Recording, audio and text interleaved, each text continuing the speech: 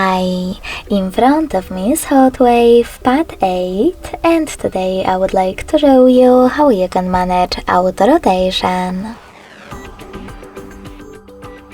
First of all, go into Tab menu and look for Auto Rotate shortcut.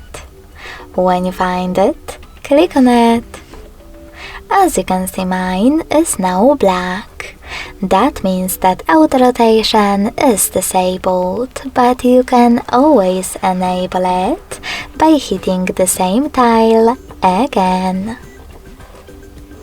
If you wish to, you can also go into Devices Settings, scroll down just a bit and tap on Display.